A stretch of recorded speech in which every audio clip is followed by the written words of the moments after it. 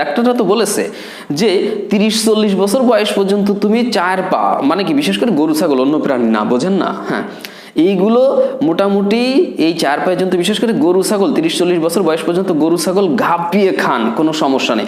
কিন্তু 30-40 বছর পরে যে সুস্থভাবে জীবন কাটানোর জন্য গরু ছাগলে যা খায় আপনি তাই খান, ঘাস লতা পাতা না, শাক সবজি খাওয়ার কথা বলা হয়েছে। আশা করি বুঝতে পেরেছেন। আলহামদুলিল্লাহ, মহান সৃষ্টিকর্তার নিকট শুকরিয়া আদায় করে আমাদের আজকের ক্লাস শুরু করছি। আমার এক ছাত্র দেরি করে এসেছে ক্লাসে। আমি বলতেছি, মনে করেন আপনি আমার ছাত্র, ক্লাসে দেরি করে এসেছেন। Why are you late? দেরি হয়েছে কেন আপনার ক্লাসে আসতে? আপনি তখন আমাকে উত্তরে বলছেন, স্যার, বোর্ড ফলো করবেন, হ্যাঁ, আই রাইস ইট। কি বললেন? আই রাইস ইট মানে কি? আমি বলতেছি হোয়াই আর ইউ লেট, আপনার দেরি হয়েছে কেন? আপনি বলতেছেন I rice it sir, sorry sir, I let মানে কি? আচ্ছা, এই বাক্য দ্বারা আপনি বুঝেছেন না যে মানে ভাত খেতে গিয়ে তার দেরি হয়েছে বা ভাত এরকম কিছু বোঝাচ্ছে? নিশ্চয়ই বুঝতে পারবেন, তবে একটু হাসবেন হয়তো বা, কারণ আপনি কি শুনলেন? I rice eat. কথাটা আসলে বলা উচিত ছিল আই ইট রাইস বা আই ওয়াজ ইটিং রাইস, আমি ভাত খাচ্ছিলাম, হ্যাঁ, and so I was late, এর কারণে আমার দেরি হয়ে গিয়েছিল। তো এরকম সাজিয়ে গুছিয়ে বলতে পারেনি, কারণ সে তো শিখছে, ভুল হতেই পারে, আপনি শিখছেন, আপনার ভুল হতেই পারে। তো বলছে যে আই রাইস ইট। এখন কথাটা সঠিক কী হবে তাহলে? সঠিক আমি একটু দেখিয়ে দিই। এখানে সঠিক হবে হচ্ছে যে আই ইট রাইস। তো এখন আই রাইস ইটও যদি বলা হতো তাতে কোনো সমস্যা ছিল না, কারণ বোঝা তো যেত, হয়তো একটু মজা লাগতো, একটু হাসতাম যে বলে কি ইত্যাদি ইত্যাদি, তাই না? তো আই ইট রাইস, আমি ভাত খাই, এই বাক্যটা আপনি বললেন। এখন আমার কথা হচ্ছে যে এই আই ইট রাইস এই বাক্যটি কোন টেন্সে পড়ে? আচ্ছা, টেন্স মানে কি? কাল। এর আগের টিউটোরিয়ালে আমি বলেছিলাম যে টেন্স মানে কাল। কাল মেনলি কয় প্রকার? 3 প্রকার tense: present tense, past tense, future tense. এই যে পাস্ট টেন্স একটা, অতীতকাল; ফিউচার টেন্স ভবিষ্যৎকাল; প্রেজেন্ট টেন্স বর্তমানকাল। তাহলে প্রেজেন্ট টেন্স বর্তমানকাল, ফিউচার ভবিষ্যৎকাল, পাস্ট টেন্স অতীতকাল, এই 3 প্রকার টেন্স। এখন কথা হচ্ছে যে টেন্স কি খুবই দরকার ইংলিশে কথা বলার জন্য? আসলে না, বাট আমি বলবো যে অন্তত প্রাথমিক কিছু ধারণা থাকলে ভালো হয়। তাহলে আপনি ইংরেজিতে কথা বলার সময় আপনার বাক্যগুলো হয়তো সঠিকভাবে বলতে পারবেন, বা এক কথায় পুরোপুরি সঠিক না পারলে অনেকটাই কিন্তু সঠিকভাবে পারবেন। আর স্মার্টলি কথা বলার জন্য আসলে কিছু আইডিয়া থাকা দরকার আমার মতে। আমার মনে হয় আমার সাথে আপনি একমত হবেন। তো যাই হোক, এখন আই ইট রাইস এটা কোন টেন্স? এখন আপনি বলতেছেন স্যার আই ইট রাইস এটা তো প্রেজেন্ট টেন্স, এটা বর্তমানের। আচ্ছা, আই ইট রাইসের মানে কি? আই ইট রাইস, এইট মানে কি? এখানে খাই, তাহলে খাই, দেখেন ভালো করে, এই যে ইট মানে এখানে খাই, আমি খাই ভাত, অর্থাৎ আমি ভাত খাই, তাহলে খাই। এই খাই শব্দটি দ্বারা আমি কি এখন ভাত খাচ্ছি, এই মুহূর্তে চলছে খাওয়া? না। আচ্ছা, আমি আগে ভাত খেয়েছিলাম, পাস্টের কথা, অতীতের, যে আমি আগে খেয়েছিলাম? না। তাহলে কি এটা পাস্ট টেন্স? তাহলে আমরা বুঝলাম যে এটা পাস্ট টেন্সও না, কেটে দিলাম। আচ্ছা, আই ইট রাইস মানে আমি ভাত খাই, এই ভাত খাই মানে কি আমি ভবিষ্যতে ভাত খাবো সেই কথা বলছি আপনাকে? আপনি বলবেন তাও তো না। তাহলে এটা ফিউচার টেন্স কি? তাহলে না, ফিউচারও না, তাহলে ফিউচারও কেটে দিলাম। এখন পাস্টও না, ফিউচারও না, আমি ভাত খাই এর দ্বারা আমি খেয়েছিলাম তা বোঝায়নি, অর্থাৎ পাস্ট হয়নি। আমি ভাত খাই মানে আমি ভাত খাবো বোঝাচ্ছি, তাও না, ফিউচারও হয়নি, তাহলে ফিউচারও বাদ, পাস্টও বাদ, থেকে গেল কি? Present. Yes, then you are right, আপনি সঠিক যে এটা প্রেজেন্ট টেন্সে পড়ছে। এখন আবার ওই যে আমরা প্রায় বলে থাকি প্রত্যেকটি টেন্সকে আবার 4 ভাগে ভাগ করা যায়, 3 এ 4 এ 12 প্রকার টেন্স হয়। এখন এর মধ্যে যেমন প্রথমটা বলবেন কি? প্রথমটার নাম হচ্ছে প্রেজেন্ট ইনডেফিনাইট। আচ্ছা, এই প্রেজেন্ট ইনডেফিনাইটটা কি? আসলে আজকে কিন্তু আপনারা এই জিনিসটা খুব মজার সাথে বুঝতে যাচ্ছেন, হয়তো এইভাবে কখনো এর আগে কোনো টিচারের কাছে বা বই পড়ে আপনি বোঝেননি। ইন্টারেস্টিং ওয়েতে বুঝবেন, তাই ক্লাসটি মনোযোগ দিয়ে দেখুন, মিস করবেন না, মজা আছে, দেখতে থাকুন। ওকে, আচ্ছা, তো এখন এটা তো প্রেজেন্ট ইনডেফিনাইট। ইনডেফিনাইট কিভাবে হবে চলুন আমরা এটাকে প্রমাণ করে দেখাই। আচ্ছা, তার আগে অন্য কথা বলি, আমি যে ভাত খাই, কোন সময় ভাত খাই, এই সময়টি কি নির্দিষ্ট করা আছে? আপনি বলবেন যে আমি ভাত খাই না, তো এখানে নির্দিষ্ট করে তো বলা হচ্ছে না যে কখন খাই। তাহলে আমি যদি এখন আপনাকে জিজ্ঞেস করি তাহলে কখন খান, এই যে আপনি বলতেছেন আই ইট রাইস, আমি ভাত খাই, তো কখন খান? কি বলবেন? ও স্যার, যখন খাওয়ার দরকার হয় তখন খাই, সকালে এক ওয়াক্ত খাই, দুপুরে এক ওয়াক্ত খাই, রাতেও খাই, কখনো এক ওয়াক্ত খাই, এক ওয়াক্ত খাই না, বাট এক কথায় যখন দরকার হয় তখনই খাই। তাই যে যখন দরকার হয় তখনই খান, তাই সময়টা কি আসলে নির্দিষ্ট? আপনি বলবেন যে না, নির্দিষ্ট নয়, তাহলে এটা অনির্দিষ্ট। আচ্ছা, যাই হোক, আচ্ছা, অনির্দিষ্ট ইংরেজি জানা আছে? জানা নাই না? কিন্তু এটা যে বর্তমানকালের কথা এটা তো বুঝছেন যে প্রেজেন্ট টেন্স, কিন্তু সময়টা কি? সময়টা কি নির্দিষ্ট? আপনি বলবেন যে না, এটা তো অনির্দিষ্ট, অনির্দিষ্ট। আচ্ছা, আপনাদের কি জানা আছে যে এই যে অনির্দিষ্ট কথাটার ইংরেজি আসলে কি? আচ্ছা বলেন তো, আর্টিকেল কি কি? এ এন দি, তাই না? এই তিনটি তো আর্টিকেল, বাট আর্টিকেল কয় প্রকার, এর ক্লাসিফিকেশন দুই প্রকার। একটা হচ্ছে নির্দিষ্ট করে বোঝালে দি হয়, আর অনির্দিষ্ট করে বোঝালে এ অথবা এন হয়। এখন নির্দিষ্ট আর্টিকেল তাহলে আর অনির্দিষ্ট আর্টিকেল, তার মানে দি নির্দিষ্ট করে বোঝালে তার আগে দি বা দা যাই বলি না কেন, কোথায় দি হবে কোথায় দা উচ্চারণ হবে এইসব বিষয় নিয়েও ভিডিও পরবর্তীতে আমি দিব। আপাতত বোঝার চেষ্টা করেন যা বোঝাচ্ছি। আর্টিকেল দুই প্রকার, নির্দিষ্ট অনির্দিষ্ট। নির্দিষ্ট করে বোঝালে কি বসে, দি বসে। তাহলে দি হয় কোন আর্টিকেলের ক্ষেত্রে, যেটাকে নির্দিষ্ট করে বোঝাই, তাহলে সেটা কি ডেফিনাইট না? ডেফিনাইট আর্টিকেল মানে কি নির্দিষ্ট করে বোঝাবে, ডেফিনাইট। আর তাহলে এটা হচ্ছে কি নির্দিষ্ট, নির্দিষ্ট আর্টিকেল। আর যেটাকে অনির্দিষ্ট করে বোঝায়, তাহলে অনির্দিষ্ট ইংরেজি ডেফিনাইট যদি নির্দিষ্ট হয়, তাহলে অনির্দিষ্ট ইংরেজি কি হয়, ইনডেফিনাইট হয়। ইনডেফিনাইট, ইনডেফিনাইট মানে অনির্দিষ্ট। আমি এখানে সংক্ষেপে দিয়ে রাখলাম জাস্ট অনির্দিষ্ট। ইনডেফিনাইট মানে হচ্ছে অনির্দিষ্ট। নিশ্চয়ই আপনারা বোর্ড দেখতে পাচ্ছেন, ভালো করে বুঝবেন কিন্তু মনোযোগ দিয়ে, মনোযোগ ভেঙে ফেলেন না যেন, তাহলে বুঝতে পারবেন না। ওকে, তো আমি ভাত খাই, আই ইট রাইস, এই বাক্যটি প্রেজেন্টের বাক্য ছিল, কিন্তু কোন সময় খাই সেই সময়টা নির্দিষ্ট ছিল না, সেটা ছিল অনির্দিষ্ট। আচ্ছা, অনির্দিষ্ট শব্দটার ইংলিশ কি? এই যে এইমাত্র শিখলেন, এই যে অনির্দিষ্ট, ডেফিনাইট মানে তো নির্দিষ্ট, আর অনির্দিষ্ট শব্দটার ইংরেজি ইনডেফিনাইট। তাহলে এই অনির্দিষ্ট, তাহলে বর্তমান অনির্দিষ্ট টেন্স। এখন এই অনির্দিষ্ট কথাটার ইংলিশ যদি আমরা এখানে একটু বসিয়ে দিই, যে কি দিব, ইনডেফিনাইট। কারণ আমি ভাত খাই, এটা হচ্ছে বর্তমান অনির্দিষ্ট টেন্স, তাহলে প্রেজেন্ট ইনডেফিনাইট। এইবার দেখেন তো এটা কি দাঁড়ালো, present indefinite. Yes, present indefinite. কিভাবে বের করলাম প্রেজেন্ট ইনডেফিনাইট, বুঝতে পেরেছেন? বর্তমান অনির্দিষ্ট, এটা কিন্তু আসলে নির্দিষ্ট নয়।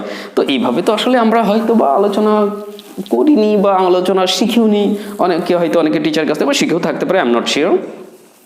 কোনো বইতেও এইভাবে দেওয়া নেই। বইতে দেওয়া থাকে যে বর্তমানে কেউ কোনো কাজ করে, হয় যাই খায়, নিত্য সত্য অভ্যাস, তারপরে বাংলা ক্রিয়া শেষে এ অন্তস্তাতে, বিভিন্ন টেন্সের বই লেখা আছে। আসলে এইগুলো কি হয়, আমাদের ছাত্রছাত্রীরা যারা পড়ে এরা কনফিউজড হয়ে যায়, ওরা ওই মুখস্থ করে, but they don't understand actually. তারা কিন্তু প্রকৃতপক্ষে এটা বোঝে না। আর এই না বোঝার কারণেই আজকে আমাদের টেন্সের অনেকের সমস্যা। আমরা বুড়ো হয়ে গেছি, বয়স প্রায় শেষ, তারপরেও সেই টেন্সের সমস্যা এখনো আছে, তাই না?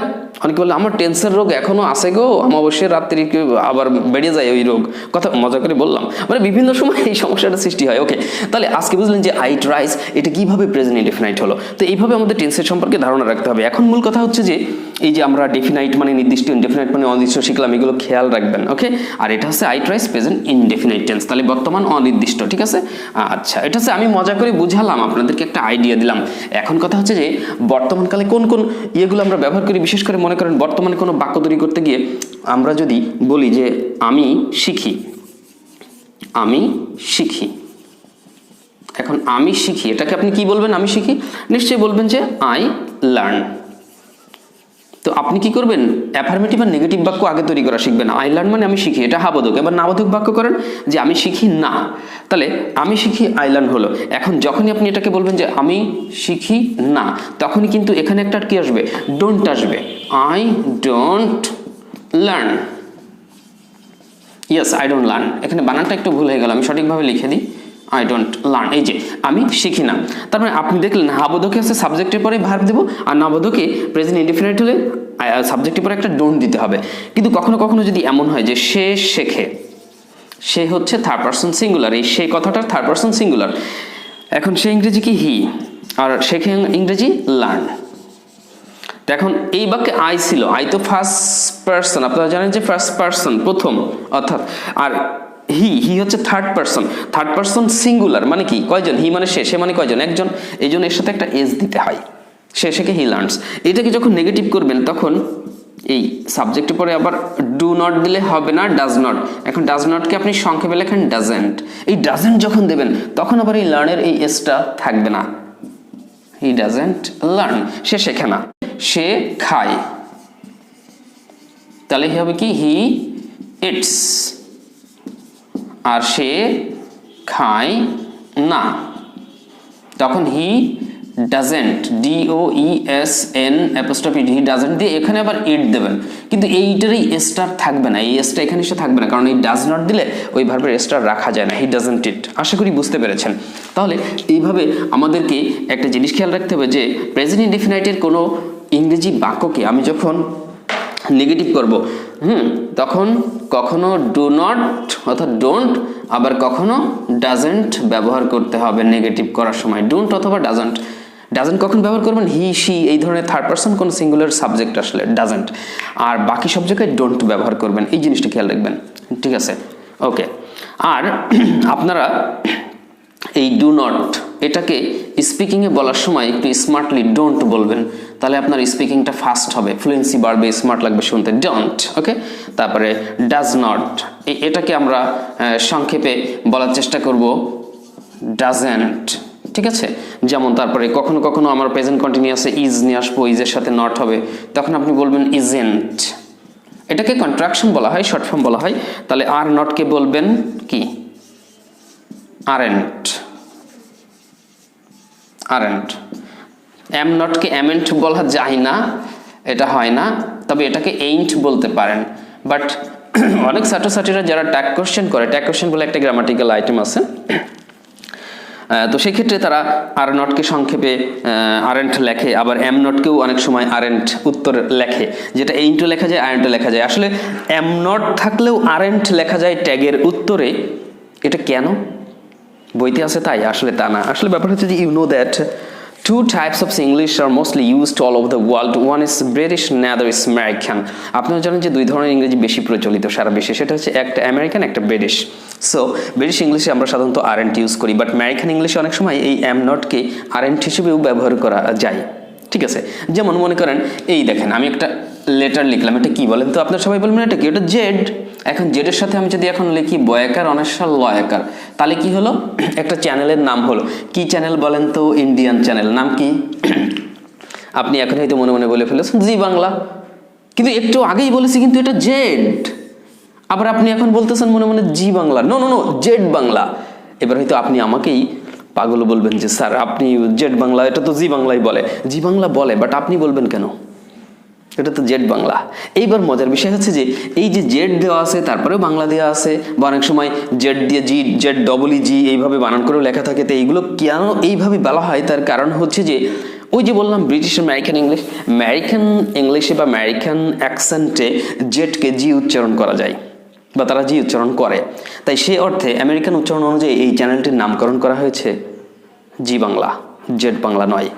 তার মানে তারা জেডও বলতে পারে, জিও বলতে পারে, but according to the British accent you have to say it Z, British accent, okay? So Zee Bangla বলেন, নো প্রবলেম হবে। তার মানে পার্থক্যটা বুঝলে যে British American, okay? But British American নিয়ে থিঙ্কিং করার দরকার নেই। নাও you need not think about this matter, just try to learn English first. প্রথমে ইংরেজিটা বোঝার চেষ্টা করেন, শেখার চেষ্টা করেন, আর নিয়মিত দেখবেন, কোনো ভিডিও মিস করবেন না, ক্লাসগুলো শেয়ার করবেন প্রয়োজনে। আচ্ছা, আপনি আমার ফ্রেন্ডদেরকে সাজেস্টও করতে পারেন, তাহলে do not, don't, does not, doesn't, is not, isn't, are not, aren't, am not, ant. প্রয়োজনে আমি এরকম কন্ট্রাকশন আরও কি হয় এরকম ডিটেলস আকারে আপনাদের সাথে একদিন শেয়ার করব, সুন্দর করে আমি ক্লাসটা পুরোপুরি আপনাদেরকে বুঝিয়ে দেবো ইনশাআল্লাহ। I think it will be clear to you. So আজকের ভিডিও থেকে যতটুকু যা পেয়েছেন এগুলো প্র্যাকটিস করেন, আর এইভাবে ডো নটকে ডোন্ট দিয়ে একটা বাক্য তৈরি করার চেষ্টা করেন যে আই ডোন্ট লাইক স্মোকিং, আমি স্মোকিং, বোঝেন না? স্মোকিং করেন অনেকে, এটা নট গুড, এটা তো ভালো না। তো স্মোকিং অনেকেই করে, আপনারা জানেন। তো স্মোকিং না করে ওই বিড়ি সিগারেট খেয়ে নিজের ইনজিলটারে নষ্ট না করে একটা কলা কিনে খান, কি অন্য কোনো কিছু কিনে খান, ভালো খাবার খান, তাদের লাভ আছে। আপনি নিজে সুস্থ থাকবেন, নিজের পরিবারগুলো সুস্থ থাকবে। আপনি বিড়ি সিগারেট খাচ্ছেন, ঠিক আছে, এটা আপনার পার্সোনাল বিষয়, অবশ্যই আপনার টাকা দিয়ে আপনি খান। তারপরেও যেটা উচিত অনুচিত আমরা তো সবাই জানি কোনটা ভালো মন্দ, তারপরেও আমরা এই ভুলগুলো হয়তো করে ফেলি। সমাজের কথা বলছি, তার মানে আমরা বলতে আমি না, অ্যাকচুয়ালি আমার এইসব অভ্যাস নাই, ওই একটু লাল চাটা মাঝে মাঝে খাই, বোঝেন তো।